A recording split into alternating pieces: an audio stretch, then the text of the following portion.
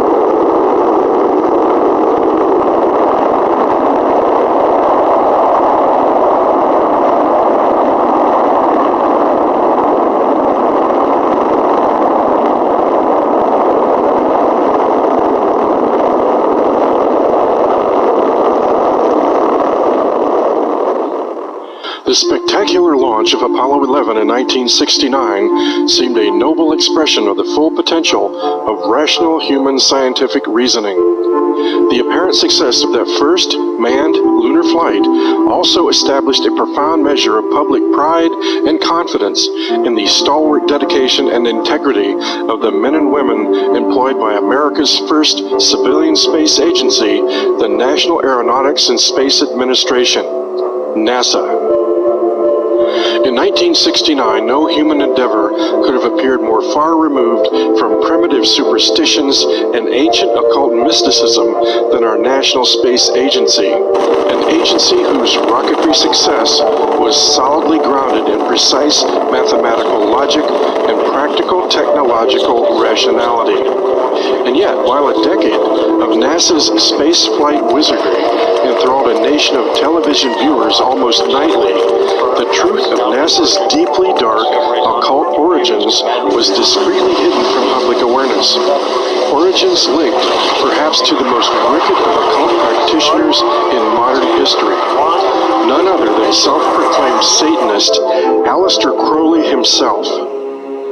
This uncanny convergence of science and mysticism was facilitated by the rocket pioneer genius and founder of Caltech's Jet Propulsion Laboratory, John Whiteside Parsons. In the years just prior to the Second World War, Jack Parsons and a handful of his Caltech buddies were working to perfect solid fuel rocket propulsion. Parsons' rocket project limped along on a shoestring budget until his efforts drew serious attention from the Defense Department. Thanks to the war, his research expanded into a major rocket design enterprise that would become known as the Jet Propulsion Laboratory in Pasadena, California, JPL, which in turn would develop a vital association with more advanced space rocket design proposed by the National Aeronautics and Space Administration. But Jack Parsons was possessed with extraordinary ideas that sought far loftier heights than mere space rocket designs. Parsons was fascinated by the occult, and in 1941 he was to join the Pasadena chapter of Ordo Templi Orientis, Aleister Crowley's secret society. Not long after, Parsons took over the Agape Lodge himself. Observing Parsons' natural aptitude for ritual sex magic, called Thelema, the membership saw him as a potential successor to the great beast Aleister Crowley himself, whom Parsons addressed as Most Beloved Father.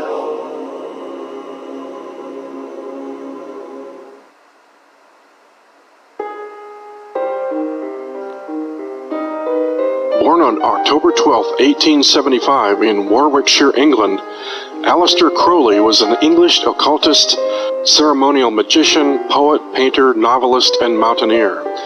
He was responsible for founding the religion and philosophy of sexual magic, Thelema, in which role he identified himself as the prophet entrusted with guiding humanity into the Aeon of Horus in the early 20th century. In 1898, he joined the esoteric Hermetic Order of the Golden Dawn, where he was trained in ceremonial magic. Like many of that era, Crowley was something of a crusading militant intellectual, determined to break down the conventions of accepted social morality. Later he traveled to Mexico and then India to study Hindu and Buddhist practices. In 1904 he married Rose Edith Kelly, and they honeymooned in Cairo, Egypt. In the Great Pyramid, Crowley conducted an occult ritual intending to access supernatural powers. The black magic ritual held in the Great Pyramid marked an unexpected turning point in Crowley's life. The following day he recounted, "Rose got into a strange state of mind. I had never seen anything like it before. She kept on repeating, dreamily yet intensely, 'They are waiting for you. They are waiting for you.'" When Crowley asked Rose who was waiting, she kept repeating that it was Horus, an Egyptian god. Rose knew nothing of magic and even less of Egyptology, making it highly unlikely that she was receiving a message from the gods. But to test what Rose was saying, he took her to the Cairo Museum. And although Rose had never visited the museum before, she rushed through the rooms filled with ancient artifacts, until suddenly she stopped dead before case number 666. "There he is," she insisted. Within the case was the image of the god she claimed to have seen in her vision, the god Horus. Over the next 3 days, at precisely the same time, an unearthly voice dictated to Crowley the Book of the Law, the book that would become the Bible of his new religion.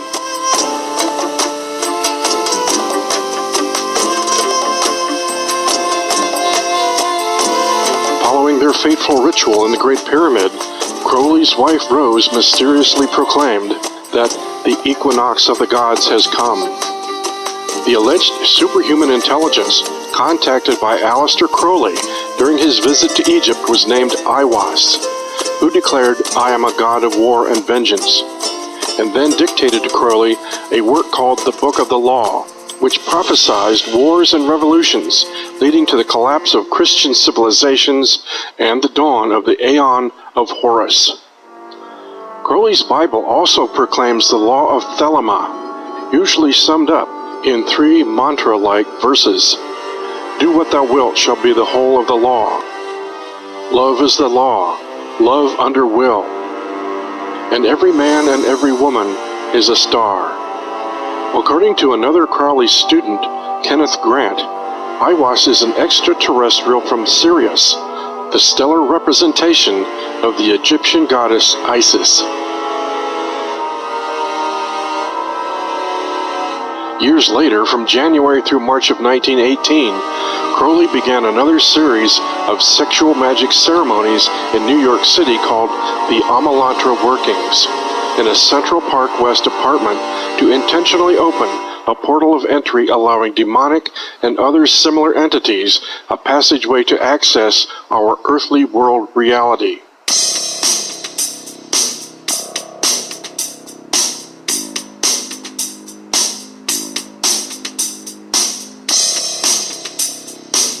Crowley was convinced that seeking contact with supernatural beings offered the only salvation to the human race. My observation of the universe convinces me that there are beings of intelligence and power of a far higher quality than anything we can conceive of as human, that they are not necessarily based on the cerebral and nervous structures that we know, and that the one and only chance for mankind to advance as a whole is for individuals to make contact with such beings. His ritual in New York established contact with an entity called Lam. Lam being a Tibetan word for pathway or pathfinder. Lam was considered to be of interdimensional origin, which was the term then for extraterrestrial. Crowley's drawing of Lam bears a striking resemblance to what has become commonly referred to as the gray aliens. Slight-bodied, big-headed, large, dark-eyed mannequin creatures which are primarily an American phenomenon. And it is interesting to note that all the Lam workings were done in America. Reports of these UFO-associated entities later became prevalent in the popular culture of the 1980s thanks to Whitley Strieber's best-selling book, Communion, as well as many of the Hollywood alien movies that would follow. The rift in between the spaces of the stars, created by the Amalantra working, opened a gateway through which Lam and other extra-cosmic influences could enter the known universe, and more specifically, our Earth-world reality. But according to occultists involved in such things, the portal has since widened, thanks in part to additional hermetic tinkering by Jack Parsons.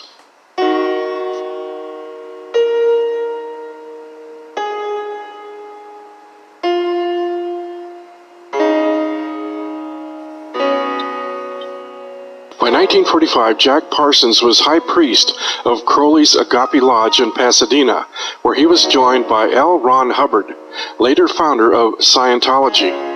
Impressed by Hubbard's exuberance and energy, Jack wrote in a letter to Crowley, "I deduce that he was in direct touch with some higher intelligence.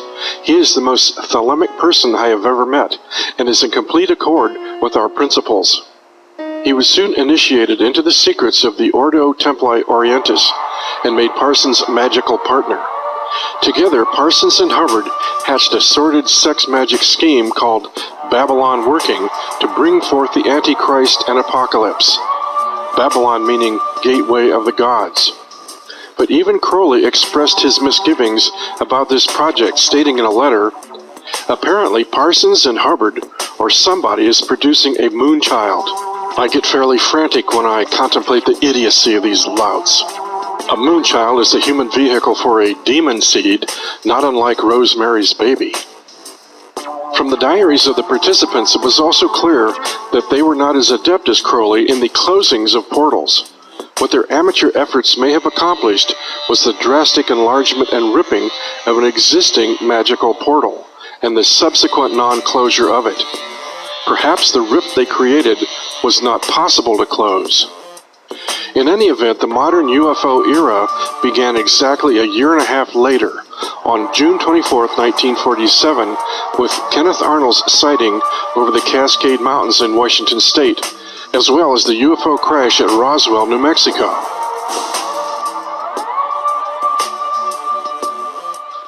Successful or not, this ambitious scheme collapsed on itself when Hubbard skipped town with Parsons' wife Betty and allegedly $50,000.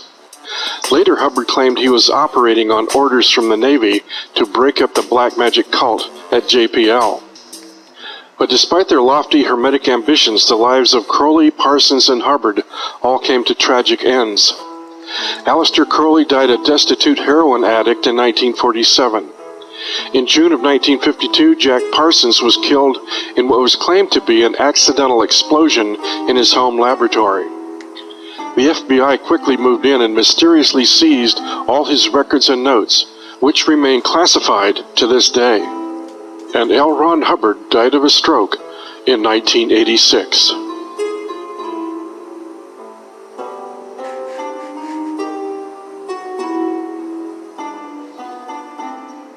Following Crowley's fateful ritual in the Great Pyramid in 1904, his wife Rose proclaimed that the equinox of the gods has come. According to the Book of the Law that he transcribed, the rulership of three gods has held a determining force on the fate of the world throughout human history. First was the Aeon of Isis, whose reign was matriarchal and nurturing. Next was the Aeon of Osiris, her consort, whose influence was patriarchal, destructive, and full of turmoil. The Aeon of Horus, child of Isis and Osiris, was ushered in by Crowley, and and is the age we live in today. Horus, as ruler, is but a child, and throughout this age we will witness the child maturing, and thus the stability of the world solidifying gradually into more harmonious new ways of thought. However, the Aeon of Horus will be preceded by an era of great violence, aggression, and fire.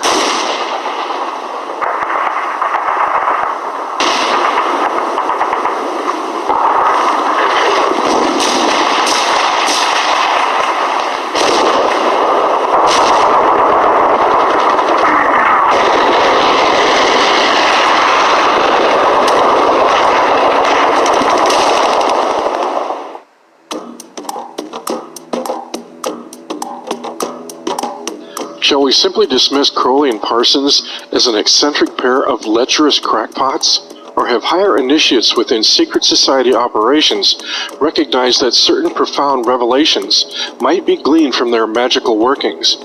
Revelations so profound as to be secretly incorporated into specific space exploration projects. Is it possible that Crowley did in fact make contact with extraterrestrial beings? And was he alone in his efforts? In 1919, just 1 year after Crowley's Amalanthra workings in New York City, members of an occult group in Germany called the Vril Society claimed to have established telepathic contact through trance medium Maria Orsic with beings from the Aldebaran star system in the constellation of Taurus. These aliens were said to have actually gifted the Vril Society with flying saucer technology. Even famed German rocket engineer Hermann Oberth himself admitted the success of German technological advances during the war was thanks in part to the people of other worlds. And later, following World War II, there evolved a curious convergence of American and Nazi technologies within NASA's space rocket development programs. Was merely building more superior rockets than the Russians the driving motivation for such an odd alliance? Or was it something deeper, darker, and far more occult? And more than that, just what explains the driving motivation behind the relentless perpetuation of secret societies all throughout human history?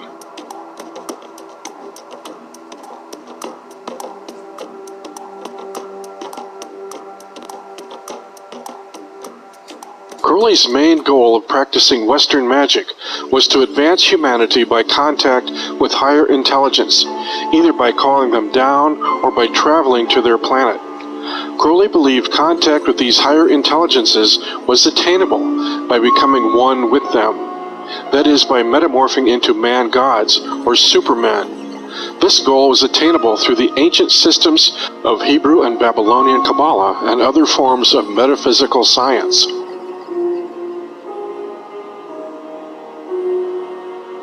The Kabbalah is a collection of Jewish magical texts that were given to mankind via psychic communion with a fallen angel called Raziel, keeper of the secrets.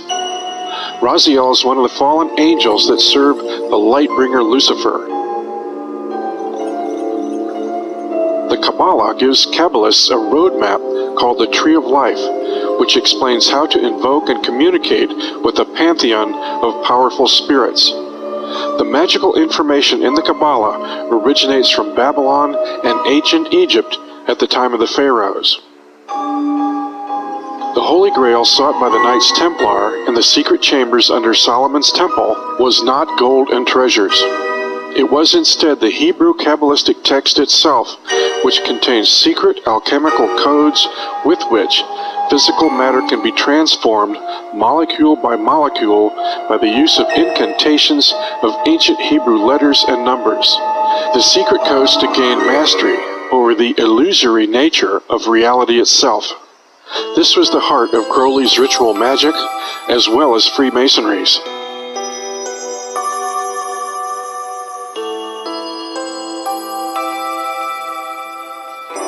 But the quest for attaining the gods was not limited to Hebrew Kabbalah.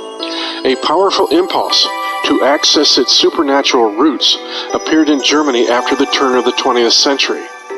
Disaffected with the gross materialism of rampant industrialization, The German people sought new doctrines that would restore lost links to their true cultural heritage. In 1881, Madame Helena Blavatsky claimed to have traveled to Tibet and there to have been initiated into the secrets of spiritual masters she called the hidden elect. In the doctrines of occultists, the hidden elect, or the Great White Brotherhood, are believed to be humans who by initiation and self-denial have risen to become adepts. They have gained powers and knowledge beyond those of ordinary mortals. Unlike Aleister Crowley, Madame Blavatsky did not claim to be an adept in her own right, but she did claim constant telepathic communication with her hidden masters. They had revealed to her, their chosen one, the occult history of the human race, within which contained the conception of the blonde, blue-eyed Aryan race as being the master race. Austrian clairvoyant Guido von List believed that in the Germans, more than any other people, runs the blood of the mythical race called by Madame Blavatsky the Aryans. List saw the outbreak of World War I as proof that the modern world with its materialism and its democracy was destroying itself. But out of war and destruction would come the victory of the German cause and the beginning of an Aryan millennium. List revived the prayer of the 16th century philosopher and heretic Giordano Bruno. Old Jove, let the Germans realize their own strength, and they shall not be men, but gods. Like Aleister Crowley and Madame Blavatsky, List's psychic research has led him to believe in the existence of a hidden elect. His visions of the ancient Germanic tribes had revealed to him an elite class of priest rulers called the Armenenschaft. The role of the Armenenschaft was to preserve the occult knowledge of the Germans' Aryan ancestors.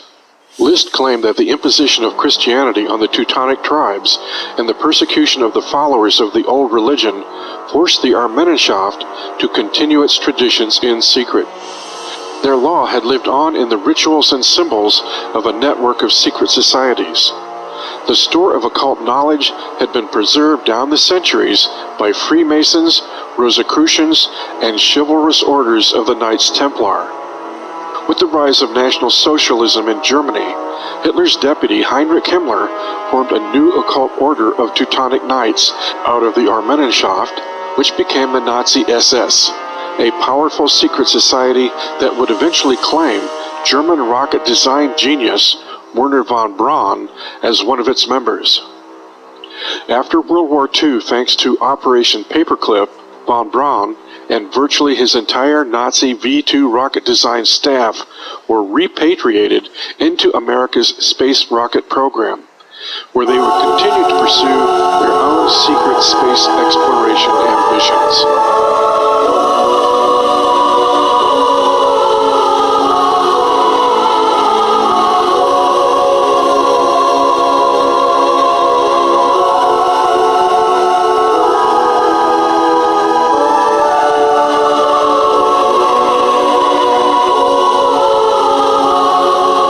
History of the occult is a legacy of daring exploration. From the Knights Templar seeking out hidden chambers under King Solomon's temple, there arose a secret society brotherhood determined to seek out the lost mysteries of ancient alchemical magic. Christopher Columbus followed Templar traditions to set out for the New World.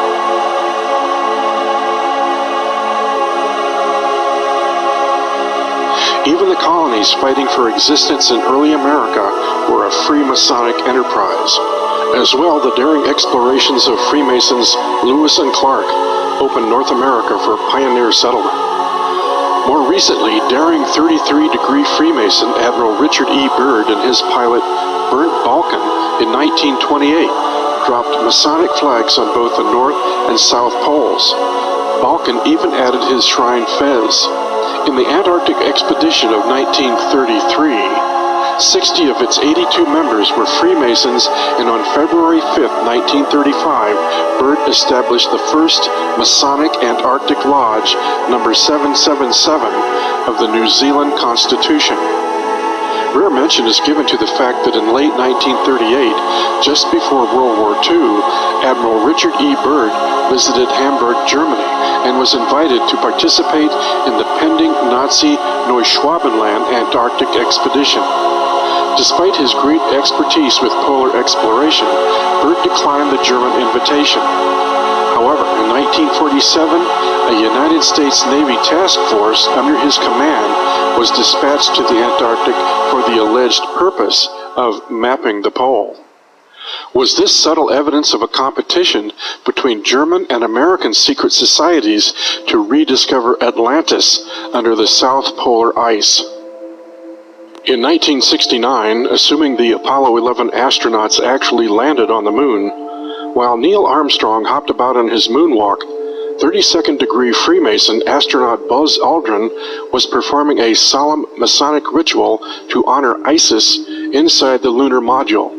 His Masonic flag, which accompanied him to the moon and back, is now an honored relic on display at the Scottish Rite Freemason Temple in Washington, D.C.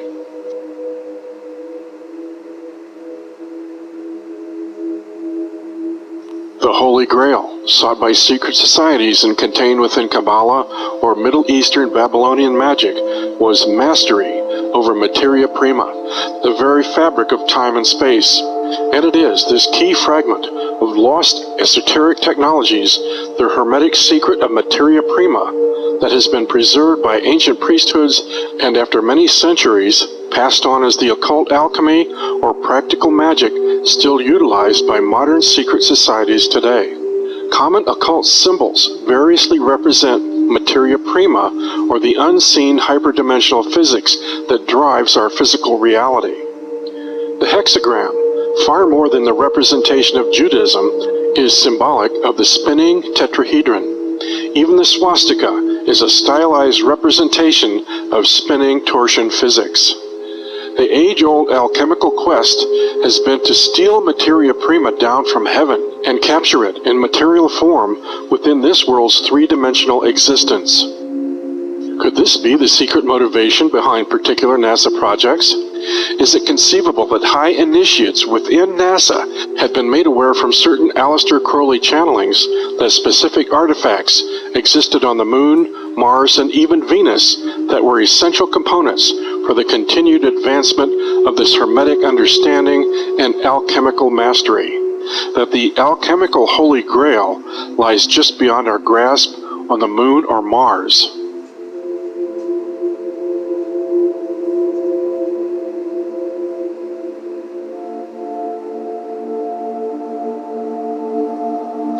Just prior to World War II, when Jack Parsons was experimenting with rocket engines in Pasadena's Arroyo Seco, on the other side of the country, 33rd degree Freemason and head of the National Science Foundation, Dr. Vannevar Bush, was working with noted Harvard astronomer Dr. Donald Menzel to develop the differential analyzer, an analog computer capable of predicting centuries ahead the future positions of stars and planets from any point in the solar system, an indispensable tool that would eventually allow NASA to accurately predict planetary configurations related to flight mission specifics, not to mention arcane astrological configurations.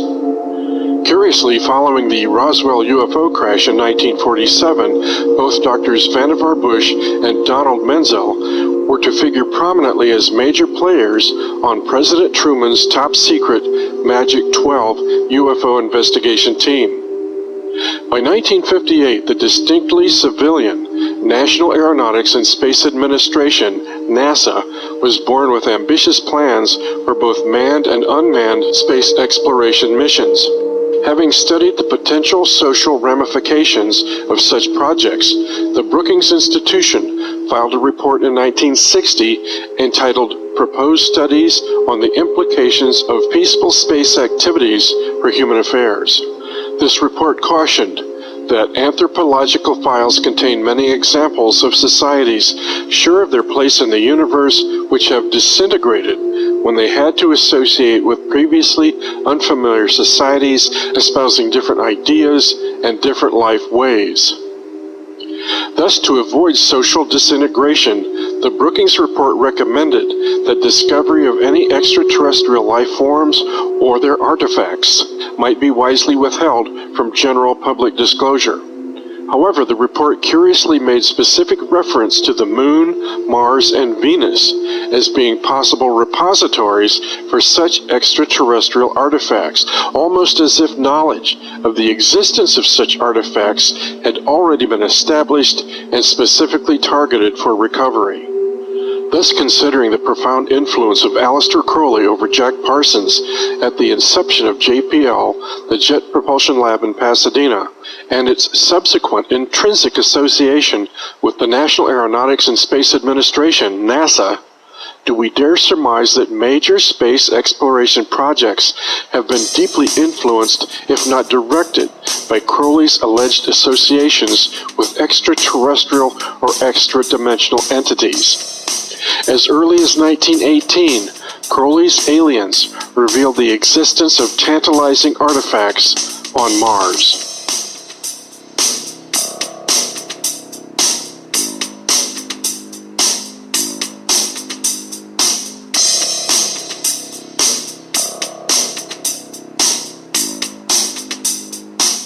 Now, Crowley, in the latter part of the last century and the beginning of this, the 20th, claimed to have had many such indescribable contacts, but two were of the greatest importance in apparently redirecting his entire life, and thus changing the face of modern magic for all who followed. And as astonishing as it may seem, it may be that almost a century ago, Crowley was given a revelation about things that are coming to pass, even as we speak here tonight. The first contact that Crowley relates was in April of 1904 in Cairo. Cairo, by the way, is Seleucid Arabic for Mars. Crowley tells us that he encountered an entity who he considered to be his, quote, holy guardian angel. This entity identified himself as Aiwass and proceeded to dictate to Crowley the so-called Book of the Law, or what would eventually become, to some, the canon of 20th century magical practice. By the time of Hitler's rise, most of pre-World War II European occult traditions were dominated by the magical system that Crowley painstakingly created. And Hitler himself was envious of Crowley's infamy as the most evil man in the world, as well as his magical prowess. Hitler said this in several volumes, including one called Hitler Speaks. Crowley claims that his second otherworldly encounter, which resulted in an even more profound influence on his work in magic, occurred at Montauk, Long Island in New York in 1918. This entity introduced himself as Lamb, which Crowley was quick to point out meant pathmaker, pathfinder, in the Tibetan language. It is from this word that Lam-as of Tibet are so called. The lamb was also the ancient symbol for Ares, Mars, as well as the resurrected god, Tammuz, Osiris, Christ, etc. Rising from the ashes, Crowley drew an effigy of Lamb, which eerily represents the popular modern image of an alien some half a century later. Lamb told Crowley a story about Mars, concerning a lotus flower, the three-petaled Pathfinder lander, perchance, symbolic of hyperdimensional physics, looking at a mountain peak which had sharp edges where something sits and shines like the sun on water. He said it was a seed waiting to be born. This story is also related in the earlier Book of the Law as dictated by Aiwass, where it is written that, quote, there will be a reward of Ra or Kuit, an aspect of Horus, the babe in the egg, waiting to be reborn, whose number is 97. Lamb then goes on to state, thou art to go this way, and speaks of a lightning flash of enlightenment, which in occult tradition is symbolic of Mars, the god of war and fire. The power behind these occult systems of philosophy on which the various mystery schools have historically been based lies in the beliefs of their practitioners that they embody universal laws of nature, reflecting fundamental properties embedded in everything visible to human beings, including man himself. No one person, people, or race can thus lay just claim to own such laws, although many throughout history, such as Hitler, have made the attempt. Two exquisite but radically different examples of the encoding of such natural systems here on Earth are demonstrated by the Hebrew alphabet and by none other than the Great Pyramid of Giza, Egypt. So let me do this. The designers of these two similar but separately unique creations, in fact, apparently have encoded the same internal systems within each, an unfolding mathematical or architectural pattern communicating information proposed by their designers to be streaming from higher dimensions, i.e. a hyperdimensional physics, into our familiar three-dimensional reality. Radically different schematic blueprints represented by widely divergent physical systems here on Earth for, in essence, preserving identical yet extremely ancient views of the origin and structure of the universe. One aspect of war on Earth may well be the battle to become heir to all aspects of this ancient, crucial knowledge of reality and keep the other guy from finding out. Those in power, apparently on rediscovering this ancient knowledge preserved from when and where, repeatedly make apparent conscious decisions to keep it for themselves. They repeatedly set up institutions recognized as priesthoods, Sumer, Babylon, Egypt, in order to dole out crumbs from this priceless storehouse to all the rest of us, while they do their level best to keep the real secret doctrines totally away. And the reasons are not always selfish, at least it doesn't seem to always start out that way. Usually it comes about because one of those with this special information cannot always freely share what one knows because of the real threat of being persecuted during one of those myriad inquisitions that roll over the planet from time to time to time.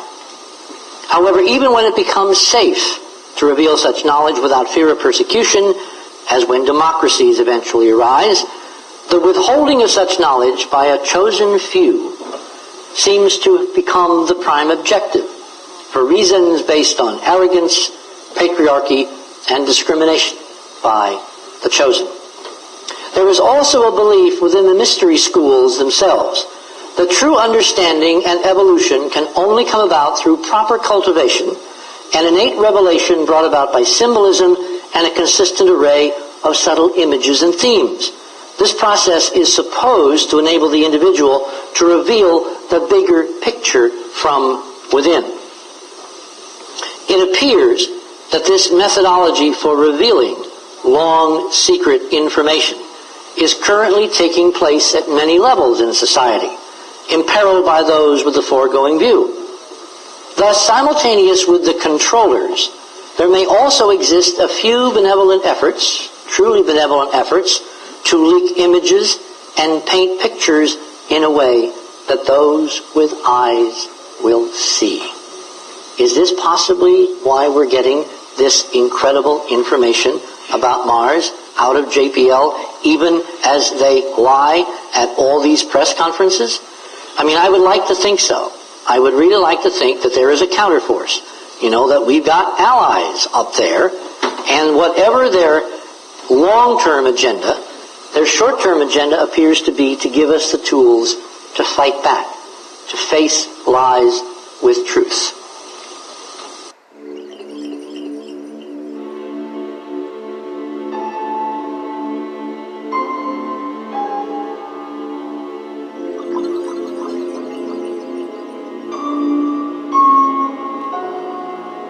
President John F. Kennedy was not a Freemason, and after only 4 months in office, he openly spoke out against secret societies. Yet NASA basked in the warmth of his ardent enthusiasm for space exploration right up until November 12, 1963, when he ordered Freemason mission director James Webb to initiate NASA plans for a joint United States-Soviet lunar exploration initiative. From that point, the occult brotherhoods closed ranks against Kennedy. And faithful to their oaths of secrecy, the traitor was ritually sacrificed in the open-air Masonic temple, Dealey Plaza in Dallas, Texas, November 22, 1963. Immediately following Kennedy's assassination, Congressman Albert Thomas, Freemason protege of Lyndon Johnson, who controlled NASA's funding, shared a knowing wink with Lyndon Johnson aboard Air Force One that NASA's occult secrets were saved. Since its inception, NASA had become the occult empire of not only the Masons but of Hitler's SS and Crowley's magicians. These ritual elitists had literally stolen the entire space program for themselves from the rest of all mankind. They had apparently been discreetly incubating for many years, even before NASA, with Brookings Institution insiders to foment political excuses to keep key NASA discoveries carefully hidden from the general public. The space agency appears to have been nothing less than a massive technological effort to validate their hermetic visions of literally accessing the home of Osiris on the surface of the moon and beyond, to which they and they alone deserved sole access. Space is destined to remain the exclusive possession of only those with the proper bloodlines and perspectives. All three of these secret societies retain at their core a deep obsession with the gods and magic of ancient Egypt.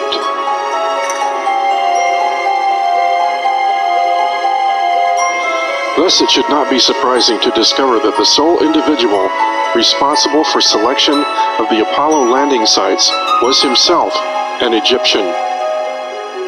Dr. Farouk El-Baz was born in Cairo, Egypt, and educated in the United States. He was a geologist who taught in Germany and the United States before becoming involved with NASA's space program in 1967, when he applied for a position at Belcom, the corporation handling communication systems for the Apollo program. But after El-Baz came on board, Belcom's job description underwent a significant change. They were now suddenly in charge of selecting the actual landing sites for the Apollo program.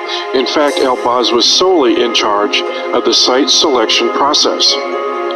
El-Baz became the guy who picked all of the landing sites, controlled the dissemination and analysis of all the photography, and directly oversaw the astronauts' geological training, preparing them for what they would actually observe on the lunar surface. In short, he was the most powerful single individual in the American space program. And it just so happens that El-Baz's father was an expert in the ancient Egyptian stellar religions of Isis and Osiris. So basically you have the son of an expert on the Osiris cults picking the landing sites where all the occult stellar alignments take place. All of the NASA landing site selection meetings were private, all of their meetings were classified, and none of their paperwork has been declassified. Now, lest there be any lingering doubts about NASA's occult devotion to ancient Egypt, consider the name of its pending 2016 robotic asteroid landing mission, OSIRIS-REx.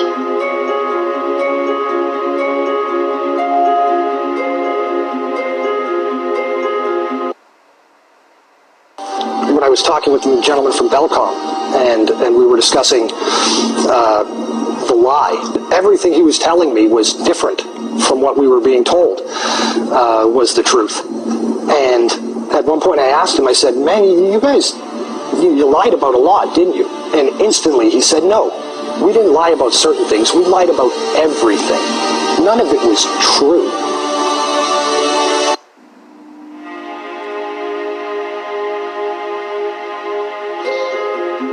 Understand that those occult practitioners who already partially rule over nations and worldly governments have pretensions to absolute omnipotent domination. This is the only thing which they have not yet achieved. Unless there be any lingering doubts about the conspiratorial nature of Freemasonry, consider this quote from 33rd degree Freemason General Albert Pike, taken from his Masonic lexicon book, Morals and Dogma. Masonry, like all the religions, all the mysteries, Hermeticism, and alchemy, conceals its secrets from all except the adepts and sages, or the elect, and uses false explanations and misinterpretations of its symbols to mislead those who deserve only to be misled, to conceal the truth which it calls light from them, and to draw them away from it. Truth is not for those who are unworthy or unable to receive it, or would pervert it. The truth must be kept secret, and the masses need a teaching proportioned to their imperfect reason. Every man's conception of God must be proportioned to his mental cultivation and intellectual powers and moral excellence. God is, as man conceives him, the reflected image of man himself.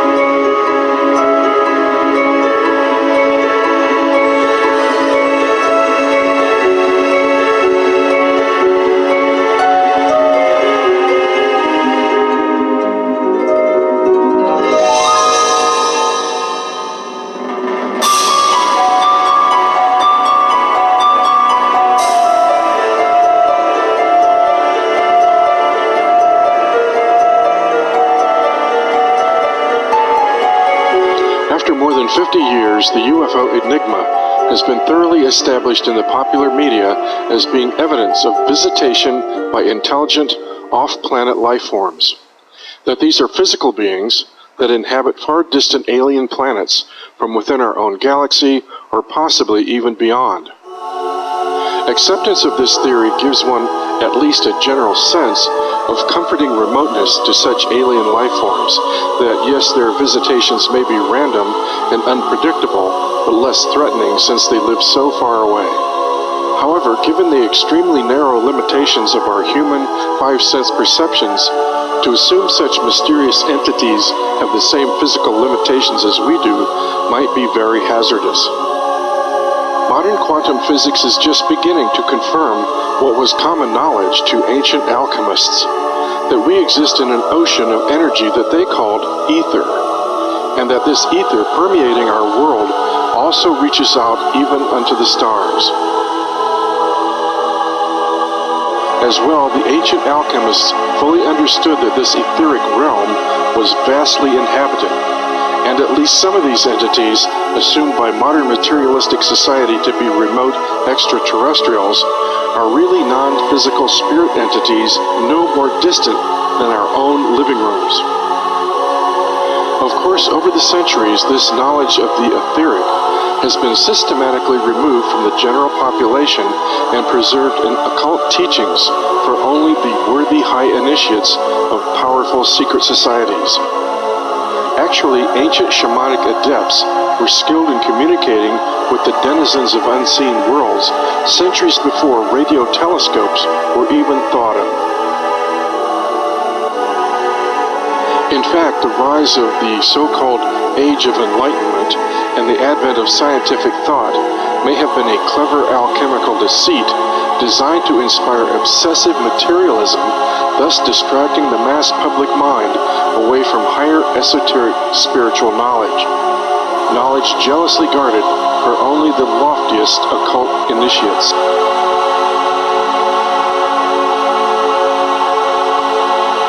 Truth is not for those who are unworthy or unable to receive it or would pervert it. The truth must be kept secret, and the masses need a teaching proportioned to their imperfect reason.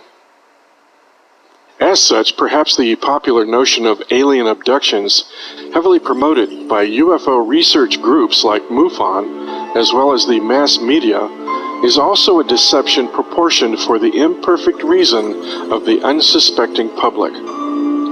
Rational reductionist science, for the last century has generally convinced modern culture that our five-sense 3D reality is all that exists, that life after death, telepathy, astrology, angels and demons are all so much medieval nonsense. Therefore, claims of alien abduction can only be evidence of some psychological aberration within the minds of the victims themselves. However, the amount of evidence amassed after years of abduction research clearly demonstrates that someone or something from outside our accepted physical reality is able to access and manipulate our physical reality in ways curiously similar to age-old accounts of demonological encounters. Were demons actually aliens, or are aliens actually demons?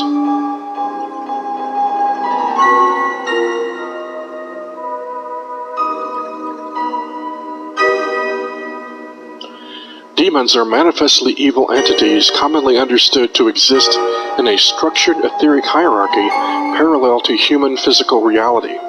As such, they are said to be the subliminal architects of all human aggression, suffering, and misery. Demonic entities are known for their predatory cunning and deceptive machinations in human affairs. However, demons themselves may be the result of human creation. Fundamentally, humans are thought-creating beings living in a thought universe. We create everything in our world out of thought. The more human beings focus their awareness on something specific, the more certain it will actually manifest. Over time, however, thought-creating human awareness has become so profoundly identified with the illusory world of material creation that it has lost sentient connection with its original parent oneness. Yet its ability to manifest focused thought is no less potent. Ancient Egyptian and Babylonian magicians understood the power of collective thought and how it could be used to manifest thought-form entities. Given enough energy, such entities could become real, acting autonomously as if possessed with a life of their own. Since antiquity, these egregore, or thought-form entities, have grown ever stronger and all-knowing.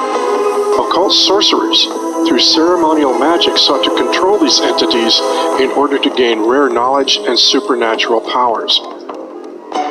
The black magic practitioners, seeking to gratify their own ambitions, realized these entities could be programmed like computer software to be used for good or evil. In other words, the awesome power of collective human emotions can be harnessed to precipitate manifestations of benevolent angels, wicked demons, or even aliens from space.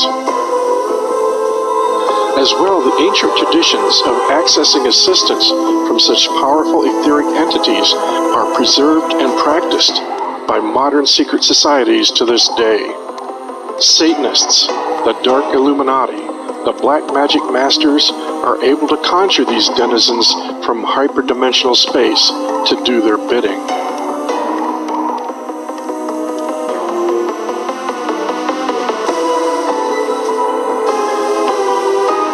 The modern fascination with UFOs began in June of 1947, when private pilot Kenneth Arnold claimed seeing 9 unknown, shiny objects flying near Mount Rainier, Washington. The press sensationalized his report by labeling the objects as flying saucers. And to this day, mysterious flying objects are consistently reported worldwide. And although these objects have become generally accepted as visitors from outer space, only a handful of researchers have dared to offer a deeper, darker explanation for this phenomenon. While the main thrust of UFO research has been preoccupied with crashed saucers, alien bodies, back-engineered anti-gravity technologies, and secret Nazi flying discs, a significant mystical aspect to ufology has been virtually ignored. But 1947 was also significant as the year of notorious British Satanist Aleister Crowley's death. Little mention is made in UFO research to a ritual magic ceremony performed in New York in 1918, whereby Crowley allegedly opened a dimensional portal to alien entities. Styled as the Alamantra workings, Crowley's ritual accessed an etheric entity called Lamb, whose image bore a striking resemblance to alien entities that 70 years later would become popularly known as the Greys. Moreover, in the years just prior to his death, Aleister Crowley served as mentor to noted American rocket scientist Jack Parsons in Pasadena, California. Parsons founded the Jet Propulsion Laboratory, which, in association with NASA, was instrumental in the manned Apollo rocket launches during the 1960s. But aside from rocket design, Parsons was also Grand Master of Crowley's Ordo Templi Orientis, Satanic Lodge in Pasadena. As well, Parsons and Scientology founder L. Ron Hubbard in 1945 also conducted ritual sex magic workings deliberately intended to invoke the Antichrist.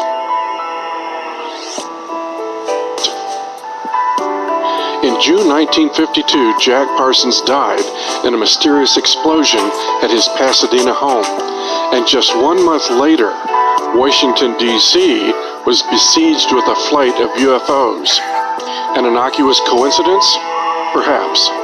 But there is nothing innocuous in the disturbing similarity between alien abductions and occult satanic initiation rituals. This series of special projects conducted in the California desert in 1945 and 1946 by Parsons and Hubbard was for the express purpose of opening an interdimensional gateway that had been sealed since antiquity. This would allow other dimensional entities called the Old Ones access to our time-space continuum, resulting in extra-dimensional contact. It was the use of black magic and the marriage of unknown forces to allegedly bring alien drones into the world, organic robots who, in the image of nature, would follow the adept's every command. Noted French researcher and author of Messengers of Deception, Dr. Jacques Vallée stated, "The symbolic display seen by the abductees is identical to the type of initiation ritual or astral voyage that is embedded in the occult traditions of every culture. The structure of abduction stories is identical to that of occult initiation rituals. The UFO beings of today belong to the same class of manifestation as the occult entities that were described in centuries past. The UFOs are physical manifestations that cannot be understood apart from their psychic and symbolic reality. What we see in effect here is a control system which acts on humans and uses humans. Our contemporary materialistic culture now possesses a dangerously inadequate understanding of the occult or the complex realities of non-physical intelligences." William C. Chittick, author of The Sufi Path of Knowledge, warns of the naive dangers of New Age idealism. Nowadays, most people interested in the spirituality of the East desire the experience, though they may call what they are after intimate communion with God. Those familiar with the standard norms of spiritual experience set down by disciplined paths like Sufism are usually appalled by the way Westerners seize upon any apparition from the domain outside of normal consciousness as a manifestation of the spiritual. In fact, there are innumerable realms in the unseen world, some of them far more dangerous than the worst jungles of the visible world.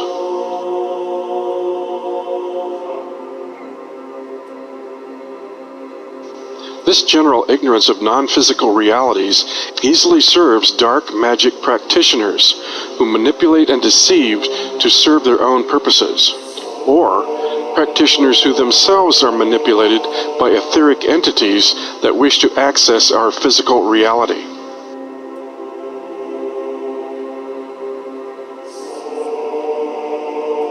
And UFOs themselves are a seductive display of incomprehensible magic.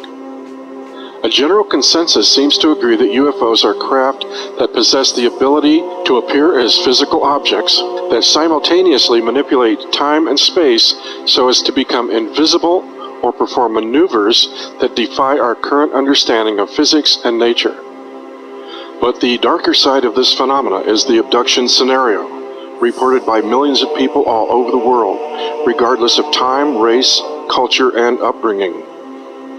The late Dr. John Mack, Harvard Medical School professor, psychiatrist, and author, also investigated the abduction phenomenon for several decades and came to conclusions similar to Dr. Jacques Vallée. His contributions to the study of ufology and alien abductions is greatly respected. In an interview with Nova Online, when asked if the phenomena was literally physical or psychological, Dr. Mack stated that, yes, it's both literally physically happening to a degree, and it's also some kind of psychological, spiritual experience occurring and originating, perhaps in another dimension. And so the phenomenon stretches us, or it asks us to stretch to open to realities that are not simply the literal physical world, but to extend to the possibility that there are other unseen realities from which our consciousness, our, if you will, learning processes over the past several hundred years have closed us off.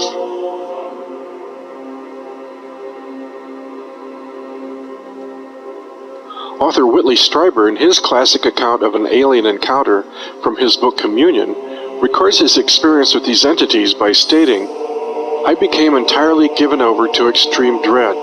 The fear was so powerful that it seemed to make my personality completely evaporate. Whitley ceased to exist. What was left was a body and a state of raw fear so great that it swept about me like a thick, suffocating curtain, turning paralysis into a condition that seemed close to death. I died and a wild animal appeared in my place."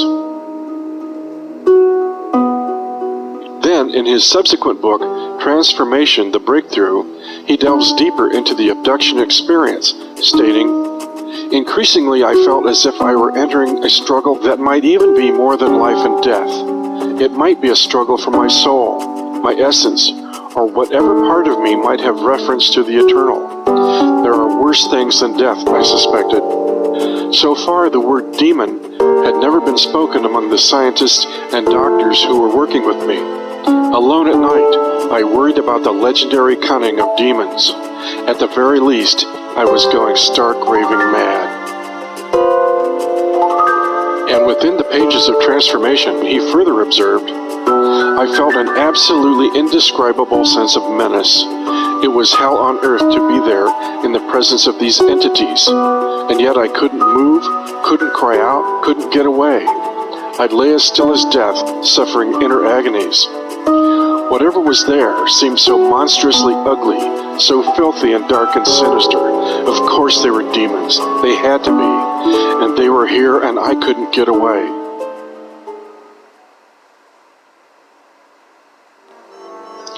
According to many researchers in the field, and even the people who have directly experienced this phenomenon, all seem to agree that there is a spiritual element guiding this phenomenon.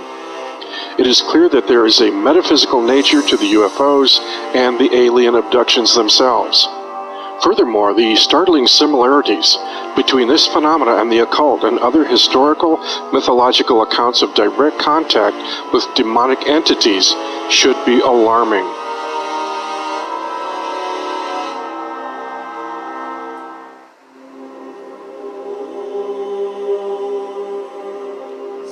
Dr. Rick Strassman, author of DMT, the Spirit Molecule, hypothesizes that alien abductions are brought on by the accidental release of DMT, dimethyltryptamine, produced by the pineal gland inside the brain. While conducting DMT research in the 1990s at the University of New Mexico, Dr. Strassman advanced the theory that a massive release of DMT from the pineal gland prior to death or near death was the cause of the near-death experience, NDE phenomenon. Several of his test subjects reported NDE-like audio or visual hallucinations, while others also reported contact with other beings, alien-like, insectoid, or reptilian in nature in highly advanced technological environments where the subjects were carried, probed, tested, manipulated, dismembered, taught, loved, and even raped by these beings. It's interesting to note how similar the accounts of his test subjects who were administered DMT intravenously are in comparison to what can be found in abduction research. DMT is certainly a mystery molecule that seems to open doorways into another world or reality. However, Strassman's theory that abduction experiences are brought on by the accidental release of DMT seems to be short-sighted when taking a closer look into the alien abduction scenario. Does DMT simply generate vivid hallucinations, or is it actually a chemical gateway for consciousness to access hyperdimensional realities? DMT research raises the question of the nature of consciousness as well as the nature of physical reality itself. Does our accepted three-dimensional reality actually interface with multiple hyperdimensional realities that our physical senses simply cannot perceive? Such a physiological limitation places the average human at a distinct disadvantage to unseen predatory dangers. But are there techniques one can employ for protection from menacing hyperdimensional alien denizens?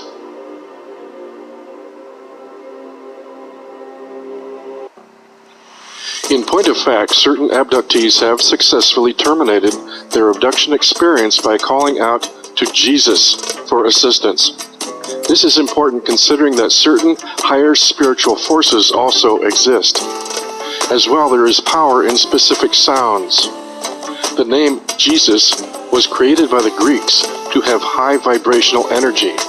The vibrational tone of E in all languages means to separate, and Sus, or Zeus, means to bring together. As well, abductees have reported that anger or getting upset at the entities does actually help. Also, by educating themselves and learning more about the abduction and UFO phenomenon, they can create an awareness which seems to offer protection. As the saying goes, knowledge protects, ignorance endangers. One of the primary themes of alien abduction accounts has been the harvesting of human genetic material. Aliens have been consistently reported abducting American citizens on a regular basis, conducting experiments on them, collecting specimens of ova and sperm. They have been impregnating women and then later invading those women's bodies again and stealing the unborn fetuses. A respected researcher and abductee herself has been Dr. Carla Turner. She authored 3 books on the abduction phenomenon: Into the Fringe, Taken, and Masquerade of Angels. Dr. Carla Turner died of a strange, fast-acting cancer in 1996 after being threatened for her work. She was only 48 years old. According to her research, Dr. Turner believed that humans were being used as a resource by these aliens in many ways. However, the gray aliens seem to be merely biogenetic robots performing programmed tasks and were not of themselves a race of their own. In fact, Dr. Carla Turner's courageous investigations into the alien abduction phenomena may have also uncovered a monstrous truth, that the so-called gray aliens are not really alien at all, but hideously altered human automatons, and that a top-secret terrestrial project is harvesting human fetal material to manufacture organic robot clones.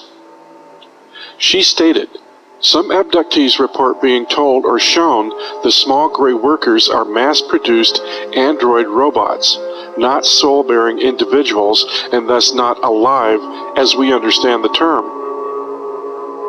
The Greys show a strong fetal physiology, as numerous descriptions have stated, and given enough mastery of genetics, human reproductive material could be altered so that its appearance resembled the Grey type, yet be strictly human in composition rather than a mixture of alien and human. The Greys, in effect, could be grossly altered bodies of human babies devoid of what we call soul and mentally programmed like dedicated computer hardware."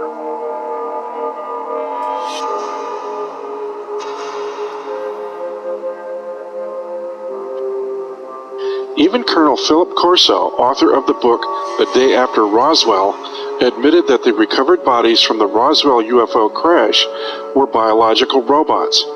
He stated, "It looked like these were clones, so the name came out extraterrestrial biological entity, because that's what we figured they were. We never used the letters ET, there was no such thing. They were clones. They didn't look like clones, they were clones. We figured they were created by some other intellect."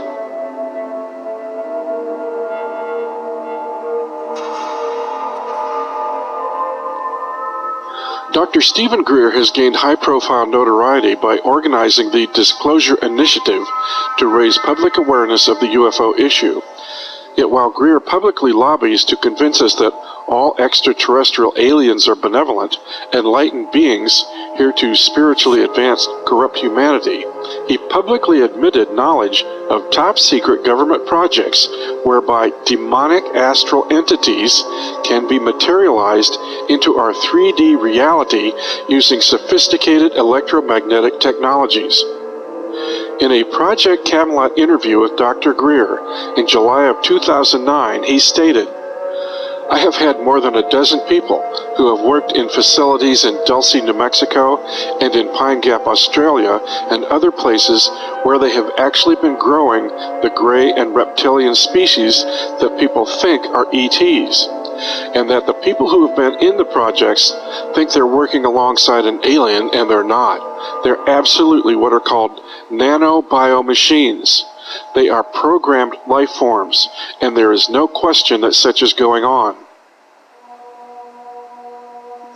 Greer further revealed, "We have some at Lockheed and another program, I can't say where it is, and they have developed electromagnetic systems where they can put someone in a state and they can go into a lower astral or denser astral field.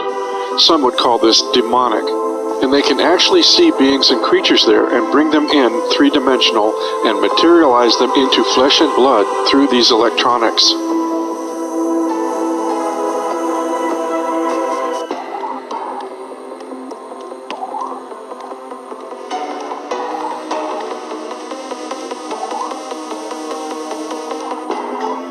Former FBI Director J. Edgar Hoover stated, "The individual is handicapped by coming face to face with a conspiracy so monstrous he cannot believe it exists.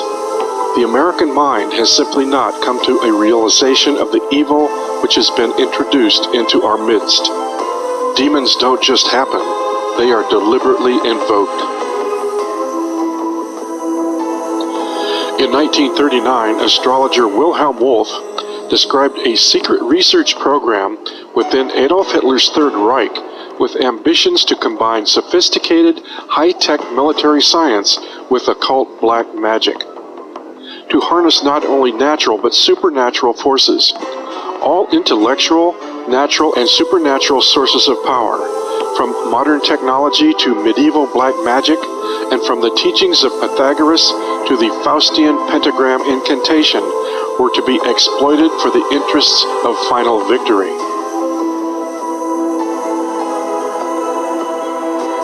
Do we dare consider that even today, world leaders at the highest levels of power are a fraternity of occult practitioners who deliberately engage demonic forces to ravage the unsuspecting mass of humanity, as well as the earth itself, in return for vast political power, wealth, and prestige?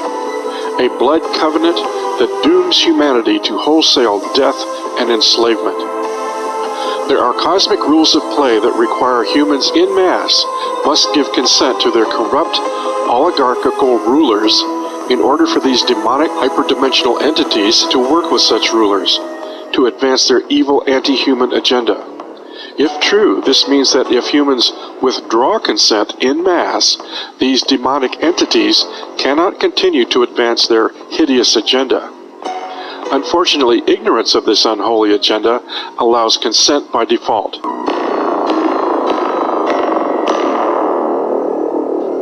The Holy Bible bluntly states, "Our contest is not against flesh and blood, but against powers and principalities, against the world rulers of this present darkness, against spiritual forces of evil who live in heavenly places.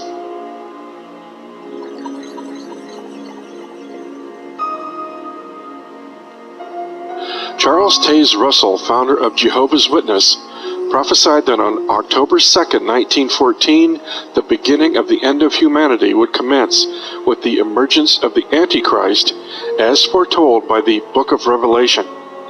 Jack Parsons was born on that prophetic day.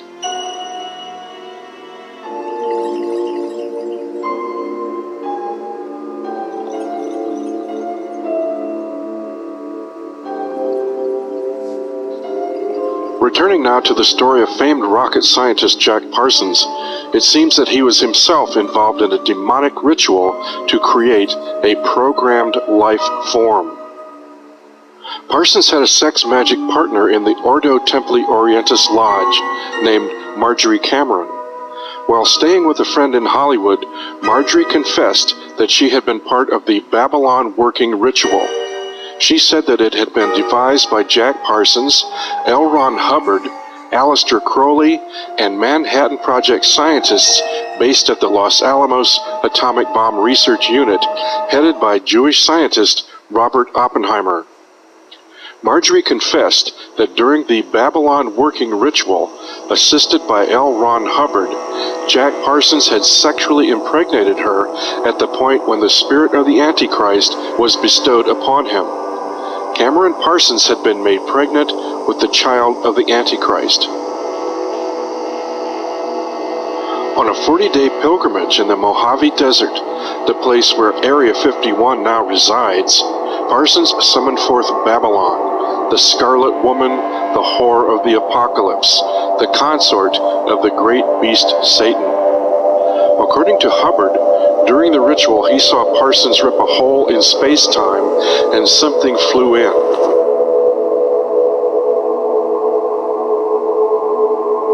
Author and inventor of the new cult religion Scientology, Mr. L. Ron Hubbard, former initiate of Aleister Crowley's Ordo Templi Orientis, wrote a so-called sacred text called Dianetics, which now has an inspired following of evangelical millionaires in Hollywood, just as the Kabbalah training schools are now full of people who have their interest in these Judaic magical techniques inspired by Britney Spears and Madonna.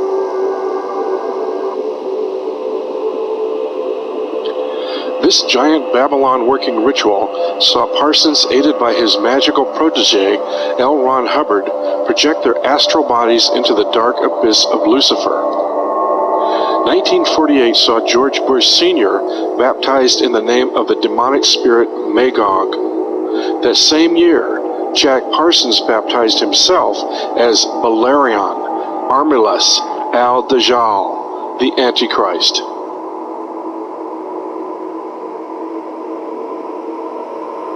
Parsons' twisted intent was to breed what the Kabbalah calls a golem. A golem is an artificially created humanoid, usually made from dead human body parts, which is animated by the magician chanting incantations and mantras. These magical voice sounds are what Kabbalists call twilight language. Isaac Bashevis Singer, winner of the Nobel Prize for Literature, once wrote, "The Kabbalah teaches that dead matter is not really dead, but can be brought to life, as a golem, by chanting mantras. We are living in an epoch of golem making right now, the rise of artificial intelligence."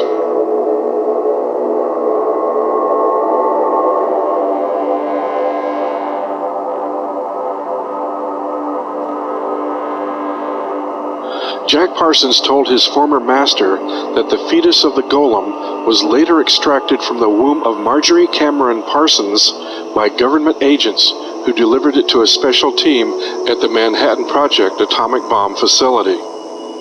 Creation of the Philosopher's Stone, to master alchemy at its highest level by changing one element into another, was accomplished by the Manhattan Project scientists who changed uranium into plutonium, one of the highest secrets of alchemy. And where did the alchemical masters of the S1 Committee of the Manhattan Project meet?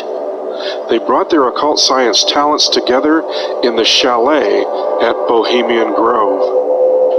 While men wearing owl masks and black robes listened to the manic laughter of Satan, it was at Bohemian Grove where the consummation of thousands of years of alchemical atomic research took place, nothing less than the birth of the bomb.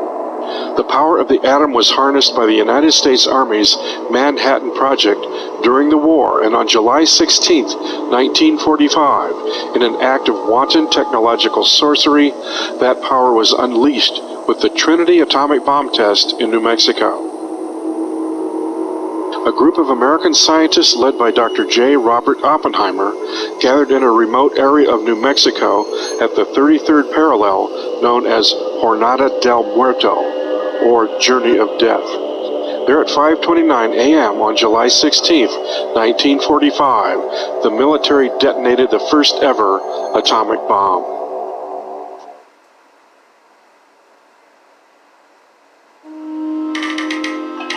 American author Michael Hoffman, in his book Secret Societies and Psychological Warfare, speculates that Marjorie Cameron's golem fetus may have been placed inside a giant 25-foot long, 12-foot in diameter canister. This mysterious canister was nicknamed Jumbo. It was made of solid lead and cement. It is conceivable that the fetus was placed in the center of this canister and irradiated with the blast of the world's first atomic bomb, thus infusing the demon child with what Kabbalists called the demonic force of atomic fire. 2 years later, Jack Parsons revealed to his mother that his golem child had lived, and that it was female. A fan of ancient Hindu mantras was the Jewish Kabbalist genius J. Robert Oppenheimer. His team of Manhattan Project scientists took advanced alchemy to its absolute evil limits, and appropriately upon detonation of the Trinity device, Dr. Oppenheimer, the bomb's designer, uttered the occult Vedic invocation, "Now I am become death, the destroyer of worlds." Oppenheimer and his group of scientists called the first atomic bomb Trinity, but was this in reference to the Christian Trinity, or was it in reference to the great beast, the Scarlet Woman, and the Antichrist?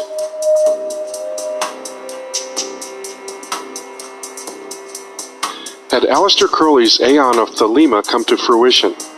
Thelema is the Greek word for willpower.